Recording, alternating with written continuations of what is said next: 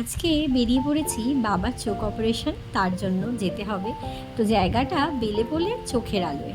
বেলেপোল থেকে নেমে just 2 minute হাঁটা পথে এই জায়গাটা। বাপির আসলে আগের চোখ অপারেশনটাও ছানি অপারেশন হয়েছিল, এখানেই হয়েছিল। বেশ ভালোই এখানের পরিষেবা। তো সেই জন্য এবারেও আসা হলো এখানে। তো পৌঁছাতে বলেছিল 12:30টায়, গিয়ে দেখলাম অলরেডি অনেকেই চলে এসেছে। আসলে গিয়ে আগে একটা ফর্ম ফিল আপ করে, এই যেখানে রিসেপশানে ফর্ম ফিল আপ করতে হয়। এখানে কিন্তু লিস্টটা দেওয়া আছে, ওই যেরকম আর কি আপনারা যে প্যাকেজ নিতে চাইবেন।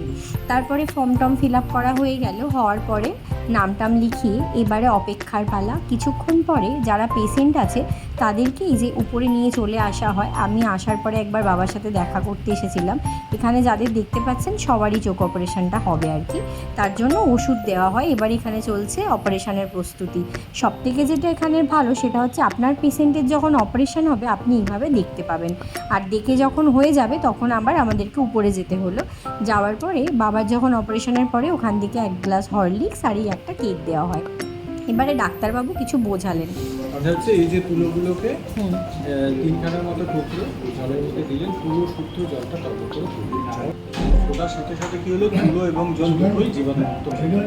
ঠিক আছে, যিনি ড্রেসিং করবেন তিনি হাত পা ভালো করে সাবান দিয়ে ধুয়ে নিয়ে কিন্তু আর গামছা টামছাতে মুখবে না, জলটা ঝেড়ে বুঝতে পেরেছি। এবারে জলটা নামিয়ে নেওয়া হলো। জলটা স্কিনে সইতে পারবে এবং রাখলেও চলবে, বাট নাহলে পেশেন্টকে বলবেন যে দুটো চোখকে বন্ধ চোখের উপর দিয়ে একটা করে তুলো চিপে নিচে নিয়ে ভালো হয়ে যাবে, তার উপর চিপে যে চোখটা বললো, যে চোখটা বলো না, দুটো চোখের আশপাশ দুটো দিন।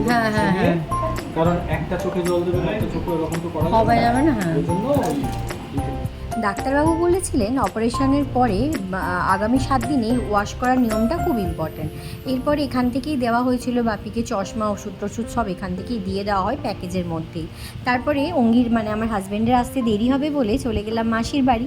মাসির বাড়িটা কাছেই যেহেতু, আবার মাসিকে জ্বালাতে চলে এলাম। তোমরা তো দেখেছো বোনের সময়তেও আমি এখানেই এসেছিলাম 1 সপ্তাহ।